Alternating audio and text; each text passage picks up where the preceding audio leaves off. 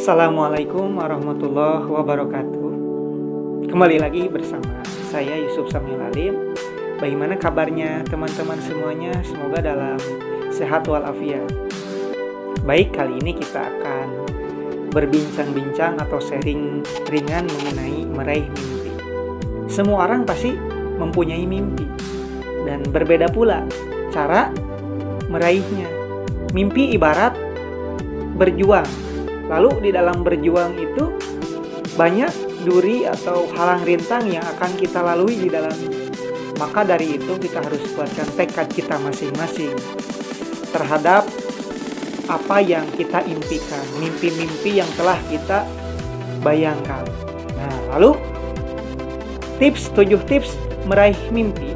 Yang pertama adalah yaitu tuliskan mimpi itu dan visualisasikan mimpi itu. Lalu ketika kita mempunyai mimpi, maka mimpi itu jangan hanya di kepala kita, hanya menjadi hafalan semata. Maka kita harus menuliskan. Misalkan kita ingin lulus kuliah, mempunyai rumah, mempunyai mobil, itu harus dituliskan. Tuliskanlah mimpi.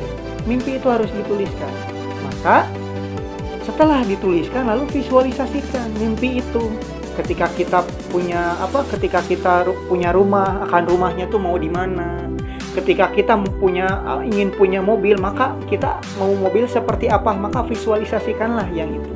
Nah, lalu yang kedua yaitu prioritaskan mana yang ingin dicapai terlebih dahulu. Nah, gitu ya. Jadi kita bagi menjadi 3 bagian. Yang pertama jangka pendek, jangka menengah, dan jangka panjang. Misalkan jangka pendek kita ingin lulus kuliah, maka tuliskanlah yang terlebih dahulu ingin lulus kuliah. Lalu setelah lulus kuliah mau apa misalkan. Nah itu misalkan itu adalah jangka pendek. Lalu kita masuk ke jangka menengah.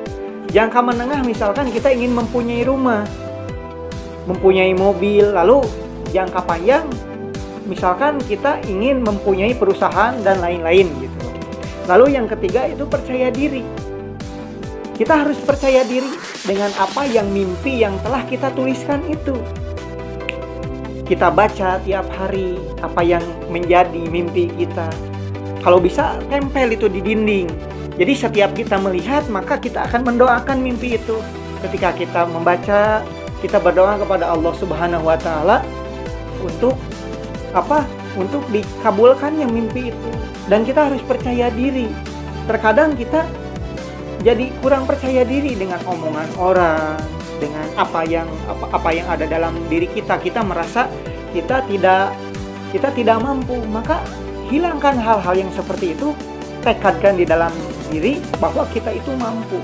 Sebagaimana orang lain mampu dengan meraih mimpinya masing-masing. Kita juga harus percaya diri. Gitu ya. Bagaimana kita meraih mimpi kalau kita tidak percaya dengan diri kita sendiri gitu ya. Kan kita yang berjuang untuk meraih mimpi itu sendiri. Lalu yang keempat, evaluasi secara berkala. Maksudnya yaitu ketika kita telah menuliskan mimpi itu, lalu kita tuh evaluasi apa yang kurang, lalu apa yang harus kita lakukan untuk meraih mimpi itu. Harus seperti apa, kita tuliskan.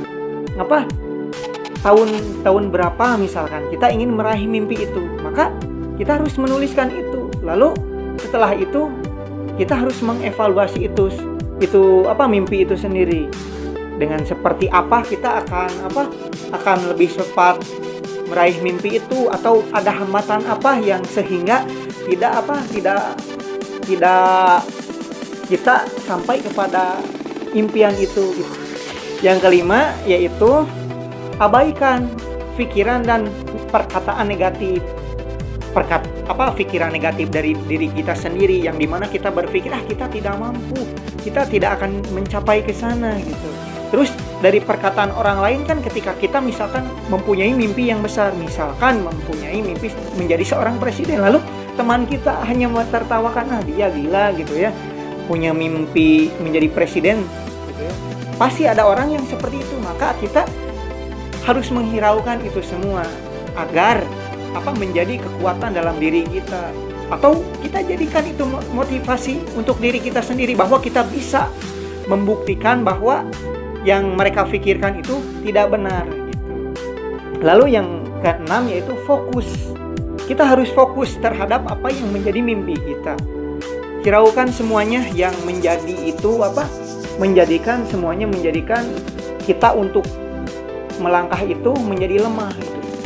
Hilangkan perbuatan-perbuatan negatif, perbuatan-perbuatan yang tidak membantu kita untuk meraih mimpi kita. Fokus kepada mimpi kita dan hilangkan apa yang menjadi pikiran negatif kita yang menghilangkan fokus kita. Dan yang terakhir itu jangan lupa terhadap apa yang telah Allah berikan kepada kita. Terhadap apa yang telah Allah berikan rezeki kepada kita, kita jangan lupa kepada Allah Subhanahu wa taala. Dengan begitu Allah akan memudahkan semuanya. Kita akan dimudahkan oleh Allah Subhanahu wa taala, diberi jalan. Maka dari itu kita seharusnya menjalankan semua apa yang telah diperintahkan oleh Allah Subhanahu wa taala. Dengan demikian maka Allah akan membukakan jalan, memudahkan kita, dan Allah akan memudahkan bagi siapapun orang yang taat kepada Allah Subhanahu wa taala. Maka dari itu, mari kita di poin yang ketujuh ini tingkatkan ketaatan kita, bersedekah atau apapun hal-hal yang baik yang telah Allah perintahkan. Allah akan memberikan petunjuk atau memberikan jalan untuk apa yang menjadi mimpi kita semua. Terima kasih. Semoga bermanfaat. Wassalamualaikum warahmatullahi wabarakatuh. Manjada wajada.